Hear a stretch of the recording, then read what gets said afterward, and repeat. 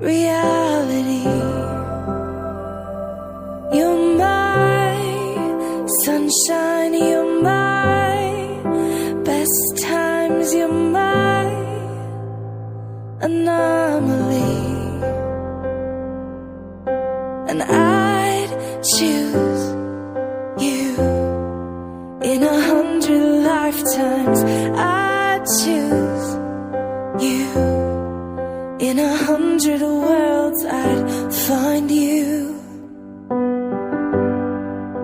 and I'd say I do for the rest of my life. With all that I have, I do, and I will. When the sky is falling, I promise you I'm all in, no turning back. And every day, every moment, every breath you take,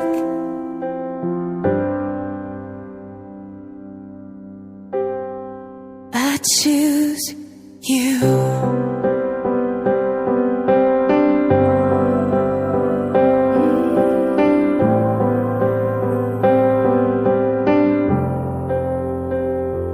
This is more than just a wedding. This is etched into eternity. With our union, we will move mountains. We will live on our knees. 'Cause he'd choose us in 100 lifetimes. He'd choose us in 100 worlds. He'd find us, and we'd say we do for the rest of our lives. With all that we have, we do, and we will. When the sky turns black and he comes back, riding on the clouds, every day and every moment, every breath we take, we choose you.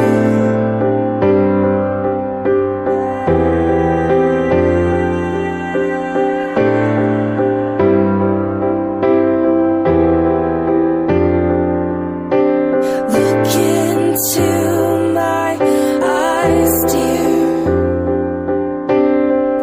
Look into my eyes, dear. 'Cause this is where it starts. Yes, this is where it starts. I'll give you my whole heart for my whole life.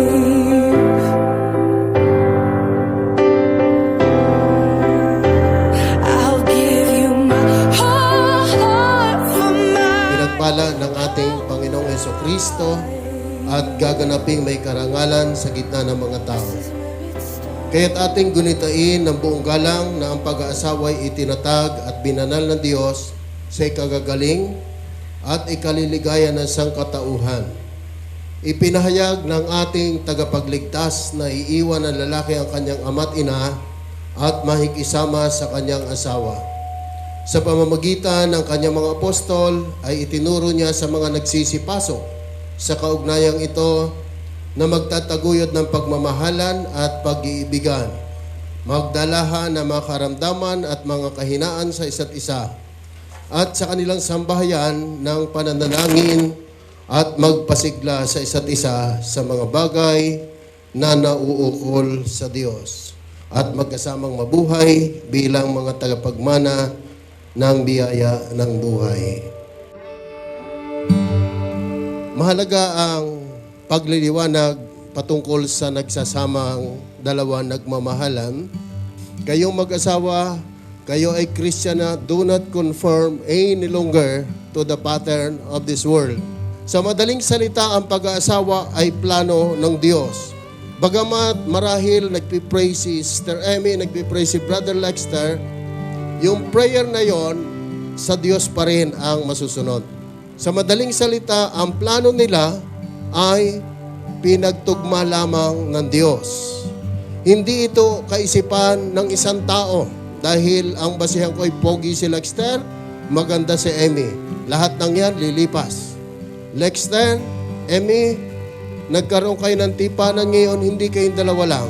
Bagamat marami ang saksi sa inyo, ang pinakamakapangyarihang saksi ninyo ay ang Diyos. Pangalawang dahilan, ang pag-aasawa ay pagkaunawa sa pagkakaisa. Dapat naintindihan natin na ang dalawa ay magiging isa sa pagkakataong ito dahil dito'y iiwan ng lalaki ang kanyang ama't ina at magsasama sila ng kanyang asawa at sila'y magiging isa. Hindi na sila dalawa kundi isa, kaya't ang pinagsama ng Diyos ay huwag paghiwalayin ng sinuman. Hindi lamang pagkakaisa ng dalawa ay maging isa, kundi pagkakaisa rin sa Espiritu. Nang ibig sabihin, pagdating sa espiritual, may isang dambana ang pamilya. Isang pagsamba, isang Panginoon, isang pananampalataya. Dapat ay matapat at bukas ang inyong mga pag-iisip sa inyong mga plano. Dapat nagkakaisa kayo. Maging sa kanilang pag-iibigan. No? Ito yung regalo ng Diyos sa inyong dalawa na kayo ay magkaroon ng pagmamahalan, nagtatalik bilang mag-asawa. At actually, ang tagubili ng Panginoon ay kayo ay mag-multiply. Ang babae ay ibinigay sa lalaki at ng lalaki para sa babae. Kaya kayo pinagsama para gawin nyo ng legal sa harapan ng Diyos ang regalo niya sa inyo na kayo ay magmahalan. So yun yung dapat maunawaan natin, ang patungkol sa pag-aasawa ay pagkakaisa. Pangatlo na dahilan, ang pag-aasawa ay pagkakaroon ng pananagutan. Ang pag-aasawa ay pagtatatag ng tahanan. Madali magtatag ng tahanan, madali magtayo ng tahanan, marami magagandang tahanan, no? Si Jesus nagbigay ng isang halimbawa ng patungkol sa paano ba magtatag ng tahanan. Isa sa sinabi niya dito, merong mga tao na matalino. At ang matalinong sinasabi niya ay yung nakinig ng salita ng Diyos at yung narinig niya ay ipinamuhay nila. Kaya dumating ang pagsubok, ang baha, ang ulan, malakas na hangin, yun yung pagsubok na dumarating na hindi maiwasan. No? Kahit nasabihin ng Weather Bureau na darating yon, kapag ikaw ang dinaanan ay hindi maiwasan. Subalit kapag dumating yon at ikaw ay nakatayo sa matibay na pundasyon na walang iba kundi si Kristo, kahit anong bagyo ang suungin ninyo, matatag kayo nakatayo. Maraming nagsasabi sa atin sa nagmamahalan, abay kung mahal mo siya, pakasalan mo siya. Tama? So yung ginawa ni Lexter at saka ni Emmy, nagmamahalan sila, kaya nagpakasal sila. Pero hindi tayo matatapos doon. Sa inyong dalawa, sasabihin ko, kayong nagmahalan o nagpakasal, mahalin ninyo ang inyong pinakasalan. Again, ibigin mo ang iyong pinakasalan. Lexter, Emmy, mag-ibigan kayo dahil kayo'y nagpakasal. Lexter, tinatanggap mo ba si Emmy na maging tunay mong asawa sa buong pag-ibig at karangalan, sa buong tungkulin at paglilingkod, sa buong pananampalataya at pag-ibig upang mabuhay, nakasama niya at mahalin siya ng ayon sa utos ng Diyos? Sagot? Opo. I mean, alam ko na sa naging relasyon natin, may mga bagay na hindi naging madali. May mga oras na sinubok tayo ng problema, pero magkasama nating nalampasan yon. Ako yung taong ambisyoso at mataas ang pangarap. At dahil sa pangarap na yon, paulit-ulit akong bumagsak. Pero nagpapasalamat ako sa Diyos dahil sa pagbagsak ko, nandyan ka sa tabi ko para saluhin ako sa muli kong pagbangon. Doon ko napatunayan na napakabait sa akin ng Panginoon. Minsan, humiling ako sa Panginoon na kung bibigyan niya ako ng katuwang sa buhay, ay yung taong hindi ako iiwan kahit sa pinakamahirap na sitwasyon. At higit pa doon, ang taong nasa harapan ko ngayon. Naalala ko nung tinanong mo ko kung anong gusto kong regalo, sinagot kita na wala na akong kailangan pa. Dahil ikaw ang pinakamagandang regalong natanggap ko. Ikaw ang pinakamagandang nangyari sa buhay ko. At ngayon, sa harap ng tao at sa harap ng Diyos, pangako ko na mamahalin ka hanggang sa huli nating hininga. Napakagandang pangako, ano? Okay? So, Emmy, tinatanggap mo ba si Lexter na maging tunay mong asawa sa buong pag-ibig at karangalan, sa buong tungkulin at paglilingkod, sa buong pananampalataya at pag-ibig upang mabuhay na kasama niya at mahalin siya ng ayon sa utos ng Diyos? Amen, Pastor. Ayan, wala man akong naisulat na nabaw, pero hindi ko man hawak yung ginawa ko, pero gusto ko mula yun sa puso ko yung sasabihin ko. Totoo na sinubok tayo ng panahon. Sinubok ng maraming bagay. Pero nandyan ang Diyos na gumabay sa atin. At mula pa noon, naniniwala ako na hinanda ka na ng Diyos para sa akin. Kahit hindi pa tayo magkakilala noon, alam ko na ikaw na yung binigay ng Panginoon. At kahit kailan, hindi ako magsisisi na ikaw yung nasa harap ko, ikaw yung papakasalan ko sa araw na to. At ikaw lang ang lalaking mamahalin ko habang buhay. At nangangako ako sa harap ng ating mga magulang, mga kaibigan, na mamahalin kita, aalagaan, poprotektahan, susuportahan, at higit sa lahat, sasamahan kita sa ministeryo na ibibigay sa iyo ng Panginoon. Yun lamang, at mahal na mahal kita, at mas mamahalin pa kita sa mga darating na panahon. Amen. Palakpakan natin ang dalawang ito sa kanilang napakagandang pangako sa isa't isa. Salamat sa unang-una sa paggabay mo sa amin, sa akin especially, habang lumalaki kami. At ngayon ko lang sasabihin to na ikaw yung, hindi man tayo madalas na nagkakasundo, pero ikaw, hindi ako nagsisisi na ikaw ang naging magulang ko. Kasi para sa akin, ikaw yung the best. At sa pangalawa kong magulang, Nay, pinapangako ko na kung paano nyo minahal yung anak ninyo ay higit pa doon. O hindi ko man mapatayan yon, at least kung paano nyo siya inalagaan ay gayon din sa akin. Kaya sana pagkatiwalaan nyo ko at alam ko na isa siya sa pinakamahalaga sa inyo. At ngayon ay nagpapasalamat ako sa inyo sa pagtanggap sa akin at sa pagtitiwala sa akin sa pag-aalaga sa anak ninyo.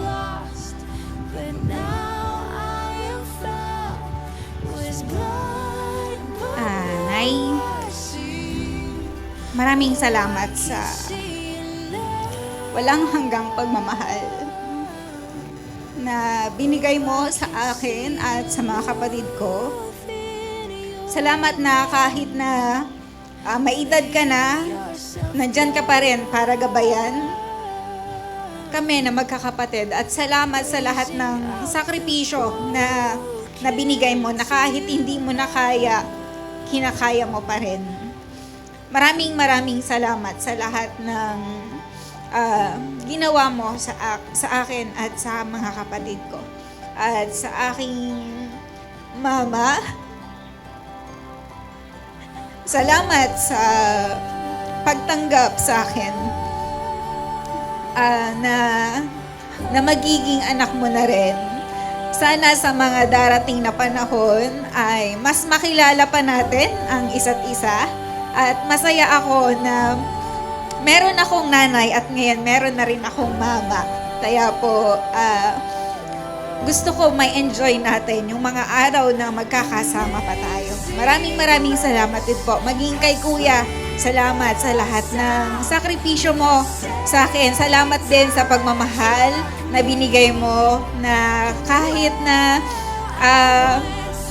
lagi tayo nagkakasama pero nandun pa rin na nararamdaman ko na nagkaroon ako ng panibagong kuya sa pamamagitan mo. Maging sa pamilya ni Mama, maraming salamat sa lahat ng pagtulong. Yun po. Ime, alaman mo ang anak ko, mahal na mahal ko kita. At sa oras na ito talagang tinatagaan loob mo sa habang panahon ikaw ay naging matatag ka sa buhay mo. Anak ko, ito ay talagang mahal ka namin ng iyong mga kapatid. Dahil sa ako'y mahal na mahal mo, kaya ako talagang hindi makaamin sa iyo ng buhay. Sa iyo, anak ko, salamat sa iyo. Sa pagkakataong ito, salamat, anak ko. Lexter, alam mo kung gaano kita kamahal. Tama ka, madalas man tayong hindi magkasundo. Pero alam mo kung gaano kita kamahal. At nagpapasalamat ako na meron uling pangalawang magmamahal sa'yo. Sana, ang hiling ko lang, lagi kayong magmahal. Yun lang. Emmy,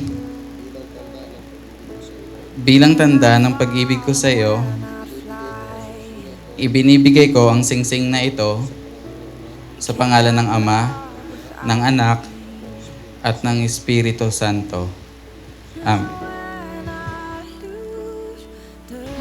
Lexter, bilang tanda ng pag-ibig ko sa'yo, binibigay ko sa'yo ang singsing na ito sa pangalan ng Ama, ng Anak, at ng Espiritu Santo. Amen. Back to your heart. I'll sing my Emmy, ibinibigay ko sa iyo ang salaping ito, tanda ng aking pagmamahal at pagtitiwala sa iyo, sa ngalan ng Ama, ng Anak at ng Espiritu Santo. Lexter, tinatanggap ko ito ng buong puso.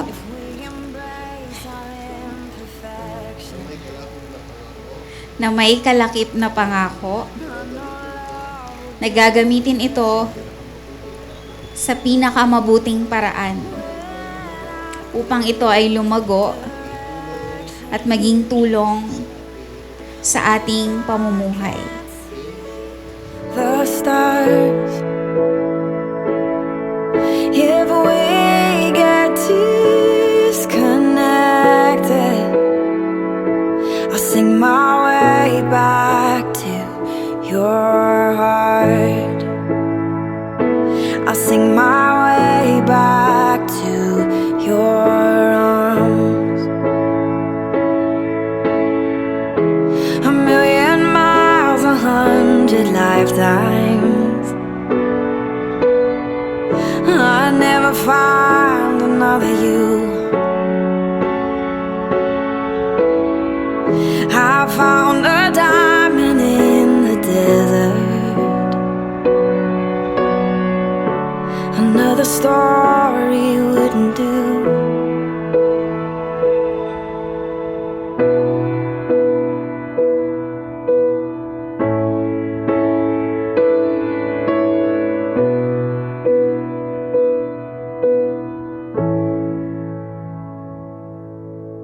When I lose direction,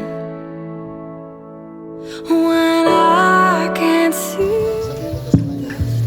Ang kandilang ito Ang kandilang ito ay sumasagisag sa aking pagkabinata na aking pinagpapasyahang talikuran. Sa oras na ito, upang tayo maging isa. Ang kandilang ito ay sumasagisag ng aking pagkadalaga na aking pinagpapasyahang talikuran sa oras na to upang tayo ay maging isa.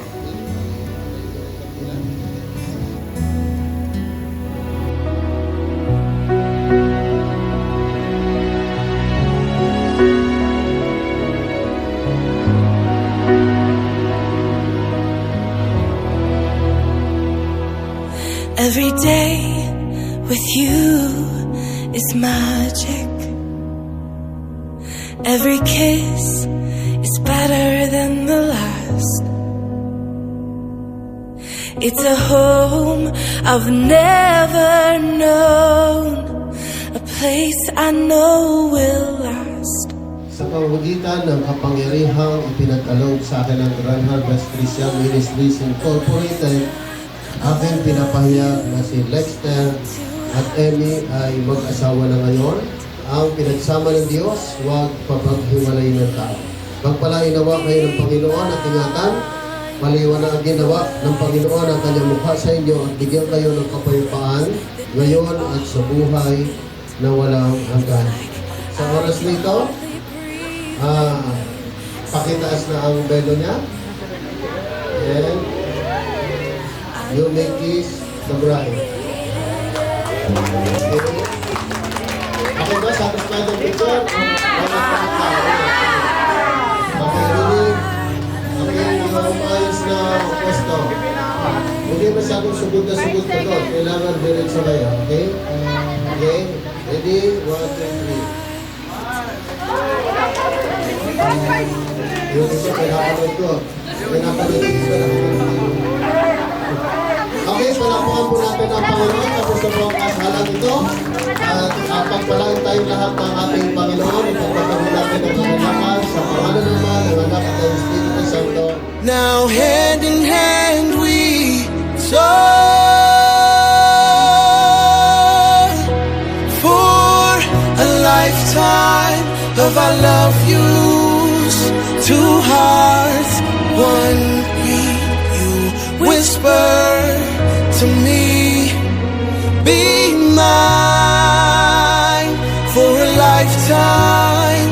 It's the little things that make our hearts meet. It's like I can hardly breathe when you say my name. I know we've waited and we've prayed, and here we are for a lifetime.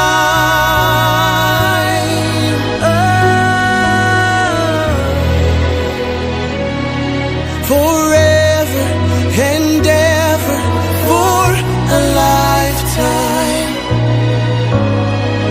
Forever, forever. My soul found you and fell in love. Now I can't get you out of my mind. Your tears, your touch, your lips, your love, your laugh, your songs, your stories. Your heart, your arms, your lips, your laugh, your love, your songs, your stories. Our tears, our prayers, our laugh, our love, our smiles, our songs, our stories. They're ours for a lifetime. I'll love you. Two hearts, one beat. You whisper to me, be mine for a lifetime. It's the little things that make our hearts meet for a lifetime.